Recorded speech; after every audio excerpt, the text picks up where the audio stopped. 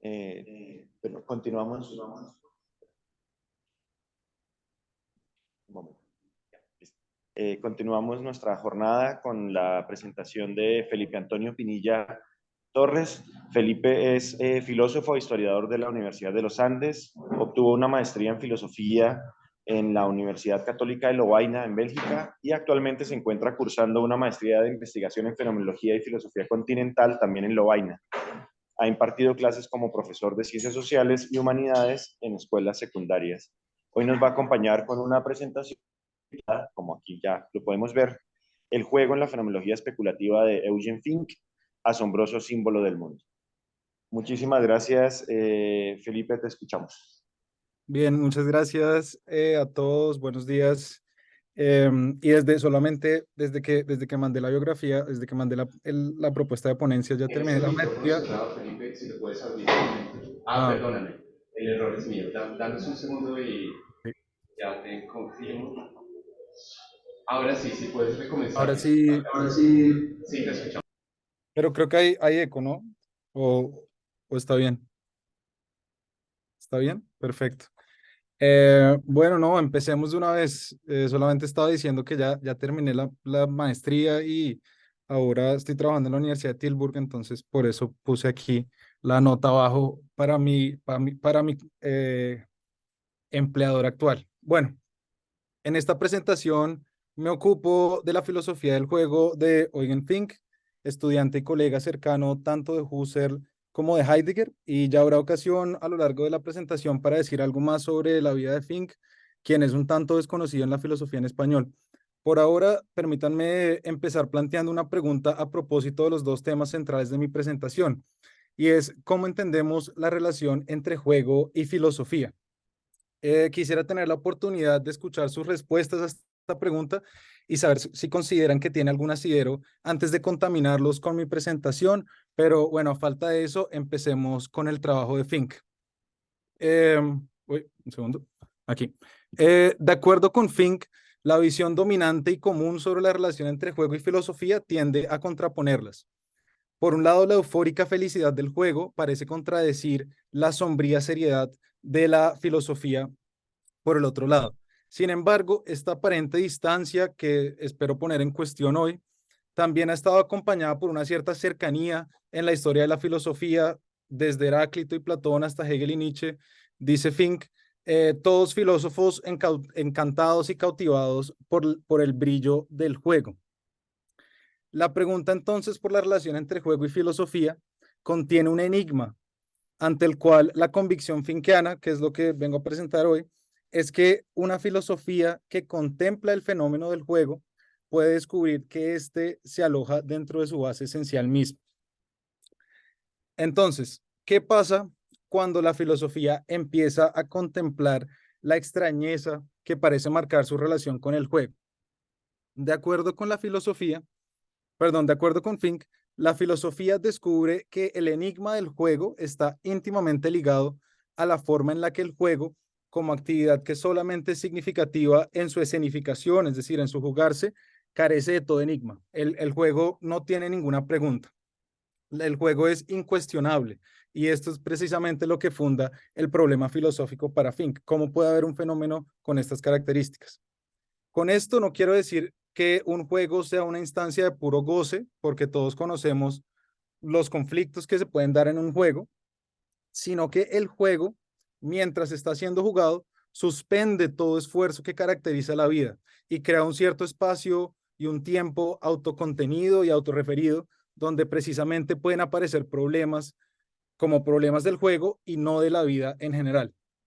La pregunta que se plantea Fink es la siguiente, y aquí me permito leer en inglés porque no está todavía la traducción en español y no quise traducirlo yo.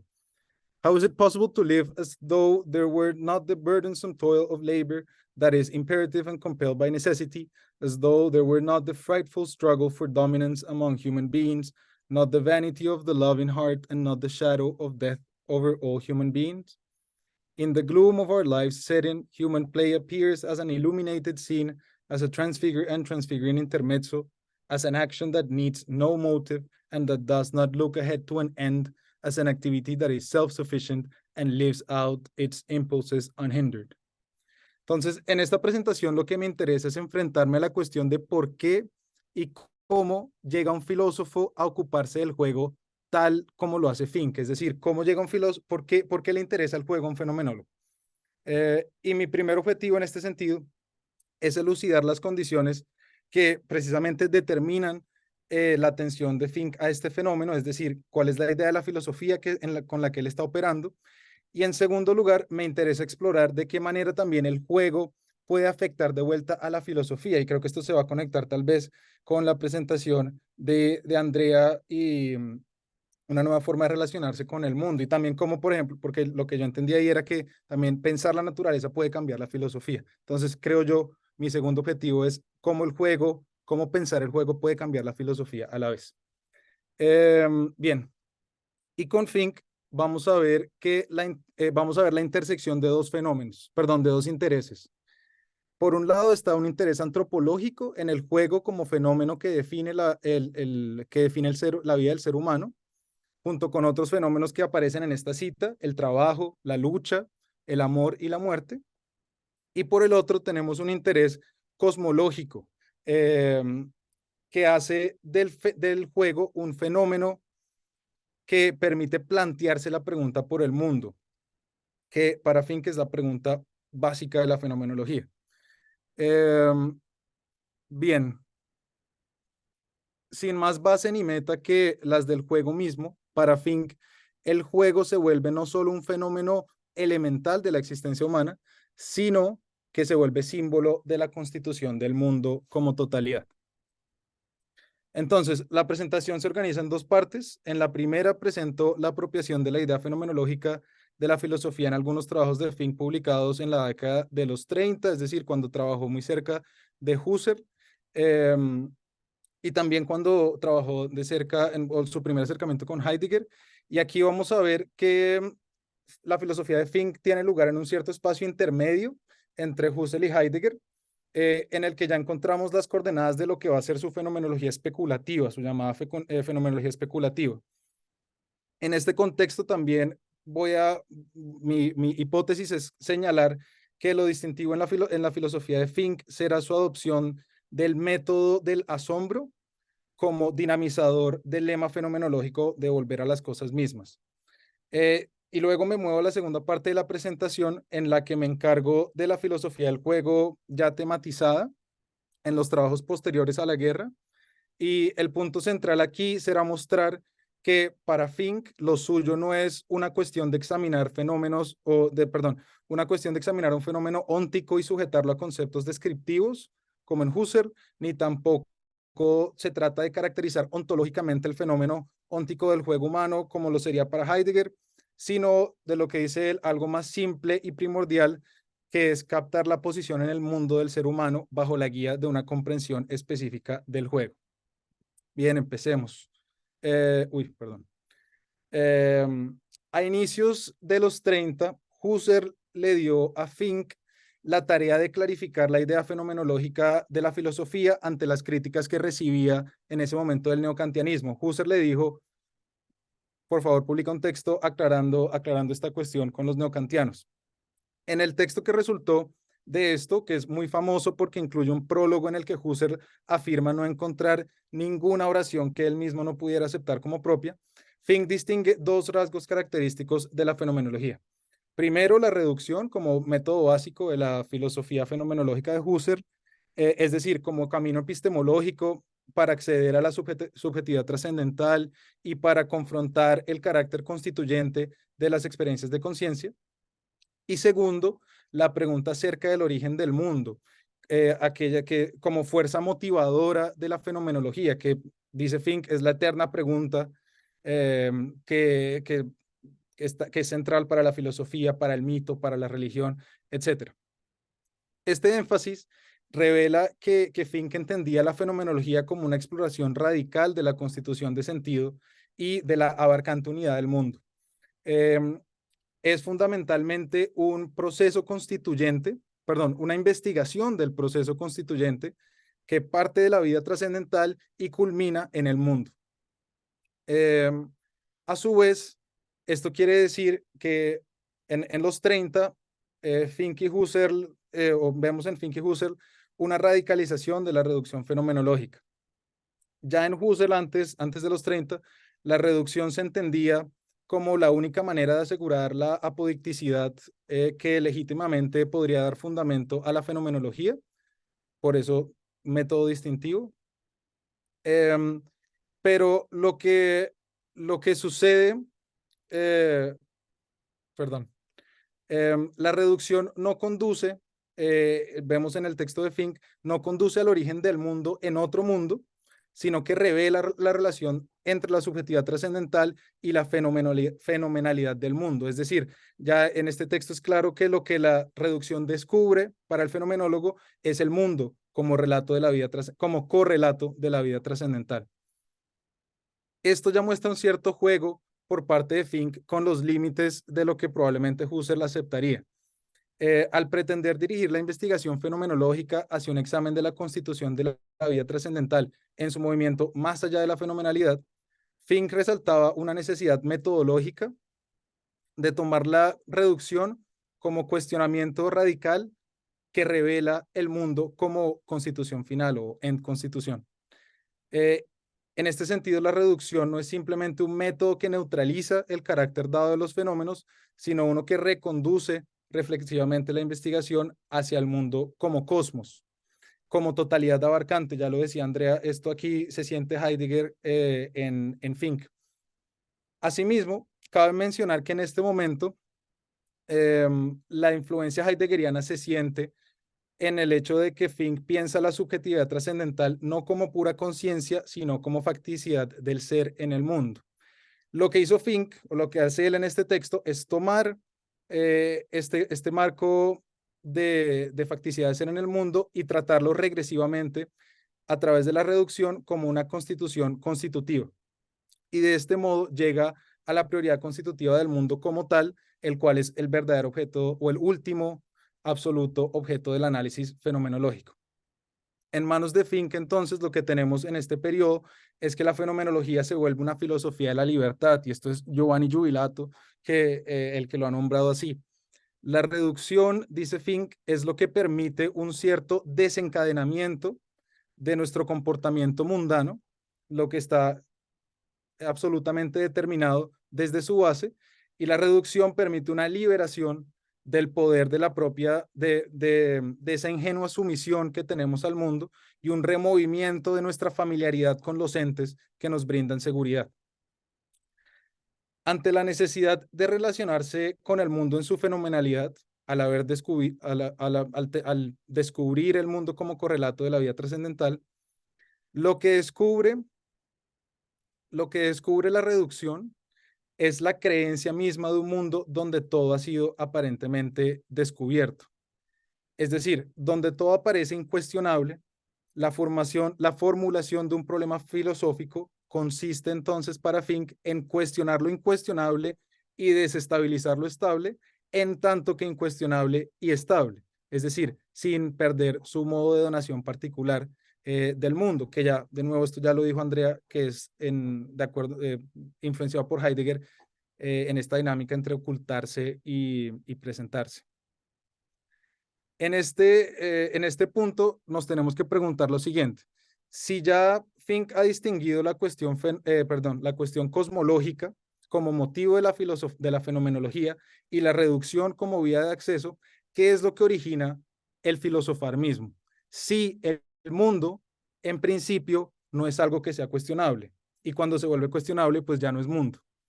La solución que Fink encuentra para esta problemática es su interpretación del asombro como instancia transformadora de nuestra relación con el mundo. En un texto que se llama El problema de la fenomenología de Edmund Husserl, publicado el mismo año en que muere Husserl, Fink afirma que el asombro es lo que origina la cuestionabilidad de lo existente. Él va a tomar el asombro en clave cosmológica, es decir, como un asombro ante el abrumador hecho de simplemente estar allí en el cosmos, como por eso tengo la imagen aquí, es una imagen puramente ilustrativa, como de ver al universo y sentir ese universo, es decir, es un asombro como ekplexis, es el término griego que él utiliza, que es un desplazamiento o un removimiento con respecto de una cierta certeza metafísica que marca la vida. Ronald Brusina, que es uno, pues que en vida fue tal vez uno de los más grandes comentaristas de la obra de Fink, explica que este asombro es un entusiasmo que indica un cierto carácter extático de nuestra relación con el mundo y nuestro direccionamiento hacia lo que nos excede, ¿cierto? A un mundo que está más allá. Es decir, el asombro lo que indica es que nosotros somos seres intermedios, que tenemos una relación con un mundo que nos supera.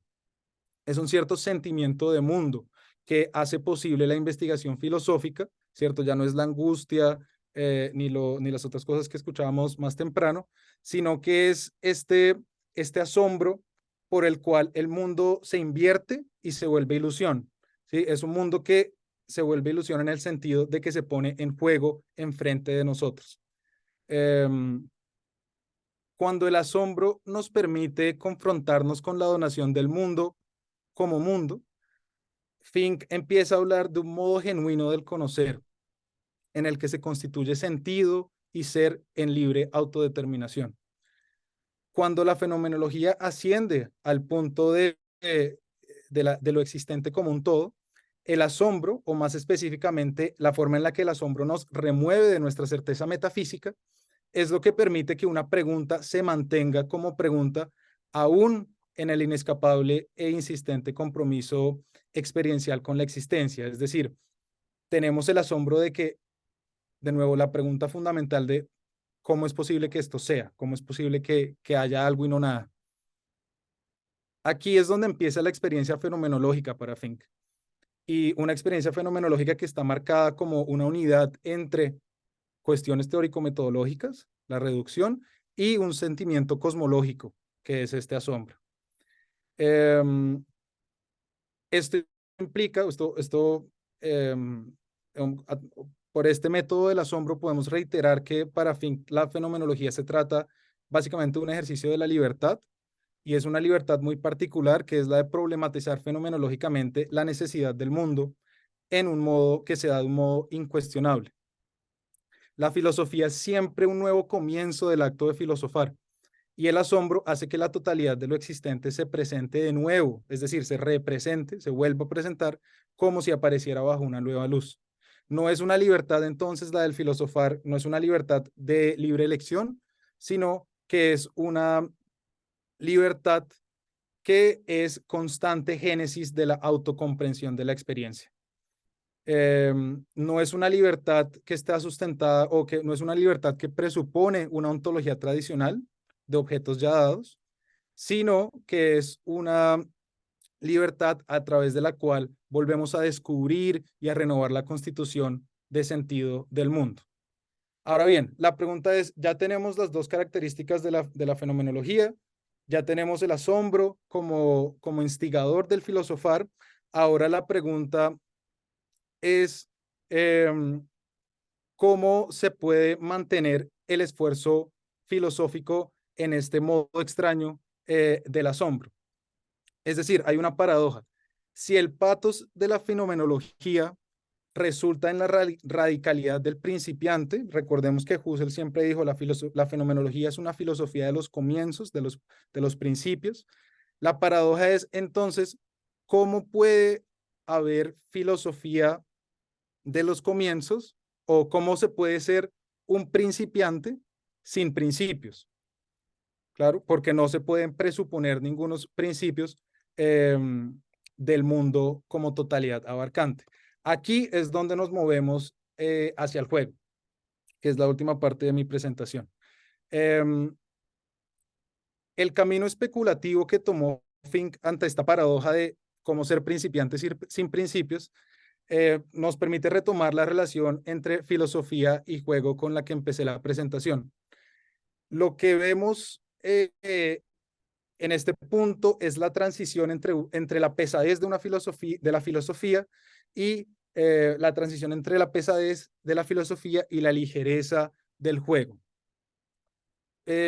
Cesarone, un filósofo italiano, explica que cuando Fink se acerca al juego como fenómeno fundamental de la experiencia humana y como metáfora especulativa del mundo, lo que empieza a abandonar es una cierta fenomenología de la presencia y de lo dado que mantenía, digamos, cerrada a la fenomenología husserliana. Es decir, el doble interés antropológico y cosmológico que establece los términos del acercamiento finkiano al juego proviene de una necesidad, de un motivo, de la motivación a redirigirse hacia la fenomenalidad de los fenómenos.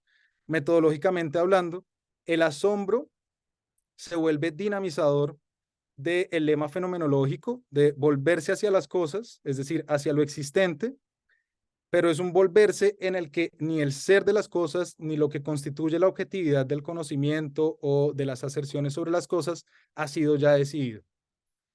El asombro, a la vez, es lo que permite el inicio del juego, pues en el asombro nos liberamos de una existencia dada y la volvemos otra, en apariencia. Al inicio del juego, el asombro nos remueve del cautiverio en el que nos mantienen las cosas y nos permite relacionarnos con ellas, con las cosas en su fenomenalidad. Por eso tengo aquí los niños de Bruegel jugando, o los niños de Francis Ali jugando, es decir, haciendo algo nuevo de los desechos, de las cosas ya hechas, haciendo algo nuevo con esos desechos al jugar, precisamente al jugar con ellos. Entonces, si el asombro inicia tanto el juego como la filosofía, en virtud de que se mantiene activo el juego y la filosofía. En el caso del juego, Fink afirma que este mantenerse activo es posible gracias a su carácter de escenificación, que fue como la forma que encontré para traducir Folsuch's carácter. Es decir, el juego solo es mientras sea jugado. Solo tiene sentido en y a través de su jugarse. Por tener que ser escenificado, el ser del juego solo puede decidirse a partir del juego mismo, sin opiniones o prejuicios prefijados sobre sus determinaciones. El juego mismo da lugar a y tiene lugar por la interrelación entre la plenitud concreta de lo existente y un cambio concomitante, un cambio simultáneo en el concepto de lo existente, ¿cierto? Esto sigue siendo las cosas con las que juegan los niños en Bruegel, de Bruegel y Dalí, siguen siendo desechos, pero a la vez son algo más. Son juegos, son juguete. Al hacer del juego tema de la investigación fenomenológica, lo que puede hacer Fink es responder el requerimiento de pensar el mundo en sí mismo. No sé si tal vez también la naturaleza, lo hablaremos con Andrea, en la medida en que su carácter de escenificación lo hace aparecer como teatro simbólico del universo y como metáfora especulativa del mundo.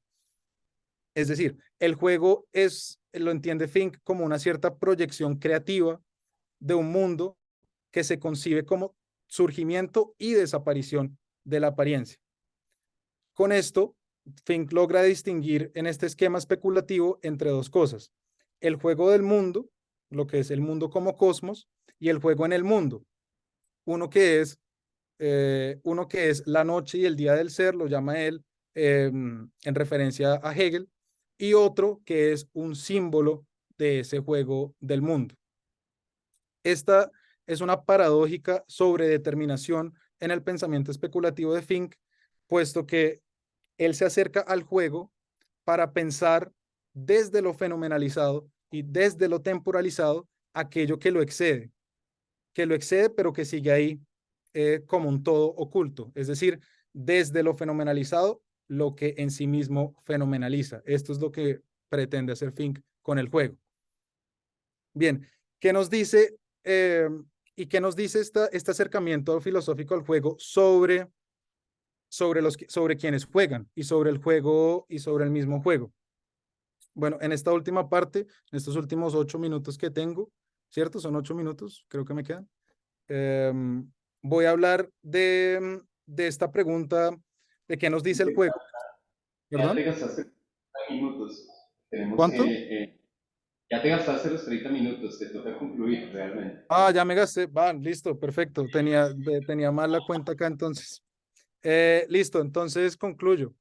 Lo que nos muestra el juego son dos cosas. Por un lado, la constitución antropológica del ser humano, 5 fenómenos elementales de los cuales el juego es una forma privilegiada para entender cómo constituimos sentido, básicamente, y cómo representamos las cosas sin sin cancelarlas. Esto es una antropología filosófica profundamente influenciada por Heidegger y bueno, se me acabó el tiempo, entonces voy a saltarme todo esto simplemente para decir que a través del juego lo que encuentra Finco, este es el tema privilegiado de su filosofía, porque aquí encuentra una relación distintiva con el mundo de los seres humanos. Se hace evidente a través del juego el mundo en su ocultamiento, es decir, cuando jugamos y creamos un mundo de juego, no, ese mundo no es ni un horizonte, como en Husserl, ni tampoco es un existencial, como en Heidegger, sino que es una realidad que da lugar, que da comienzo y final a todas las cosas. Y bueno, esta era la última parte ya sobre el modo de donación del juego, como lo entiende Fink como representación, y lo que el juego sería, lo que significa que el juego sea símbolo del mundo, pero se me acabó el tiempo, entonces dejo ahí una pregunta abierta sobre el sentido cosmológico del juego.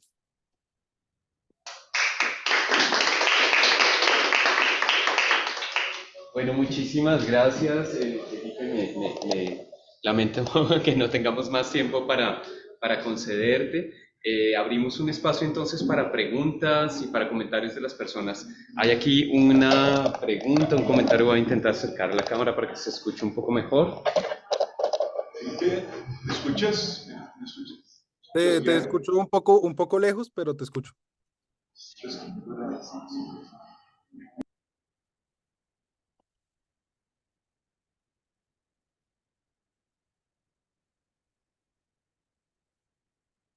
Ahora te debería escuchar bien, pero está muteado el micrófono. ¿Ahora me escucha bien? Sí. Bueno, Felipe, muchas gracias por tu conferencia. Quedé muy interesado en este texto de Eugen Fink.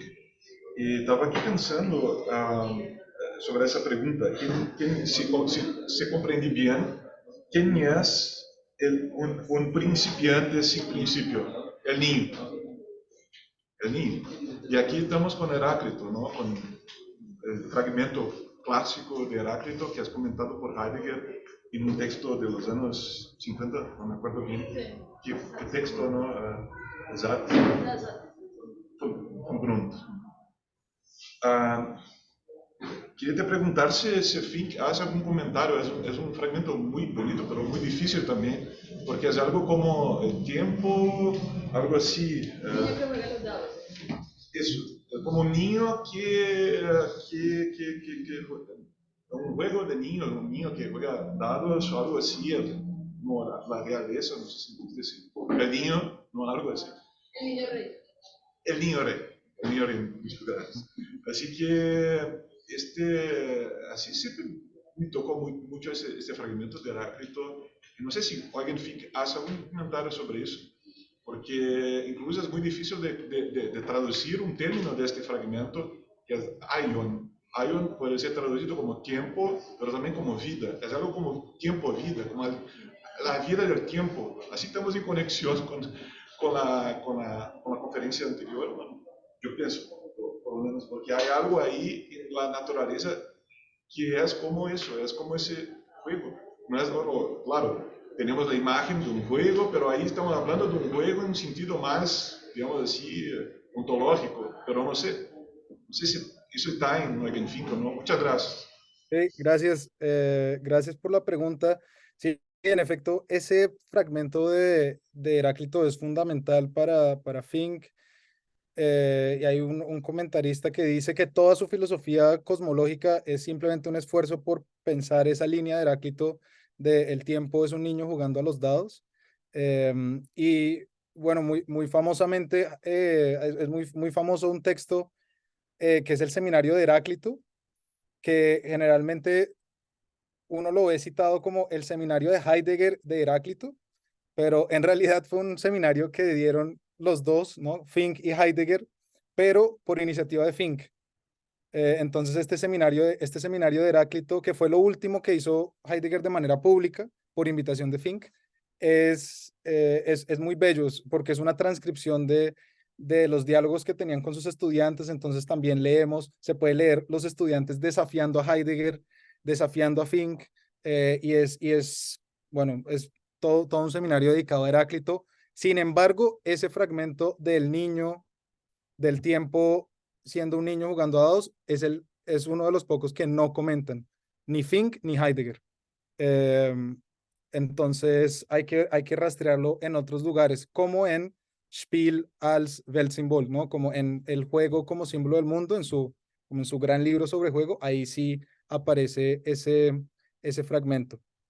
Y sobre Ion, bueno, también está la pregunta de cómo traducirlo. Yo creo, no, él no es fenomenólogo, hay un filósofo de la educación brasilero trabajando en Río de Janeiro que se llama Walter Cohen, y Walter Cohen tiene unas interpretaciones, una interpretación de Ion también como el tiempo de la educación, el tiempo del juego, porque en definitiva es otra forma de pensar el tiempo, un tiempo cosmológico que no es no el tiempo de Cronos, ¿sí? No es el tiempo cronológico, ni tampoco es el tiempo del Kairos, sino que es este tercer tiempo en sentido cosmológico, que es un tiempo siempre de los comienzos, ¿no? Y tú lo dices muy bien, ¿quién es el principiante sin principios?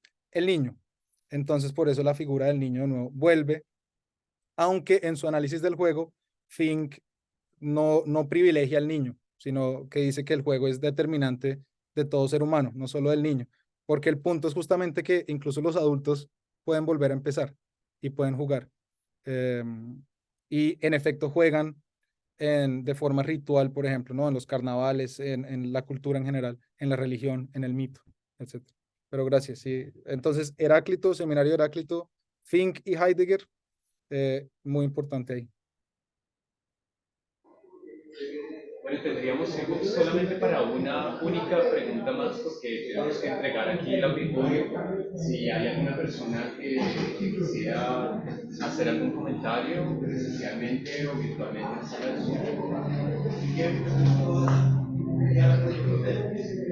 Bueno, querido Felipe, pues estamos muy agradecidos contigo por tu presentación a distancia. Me intento enfocar acá. Muchas gracias. Y te enviamos un saludo y te deseamos lo mejor en tus estudios. Hasta muy pronto.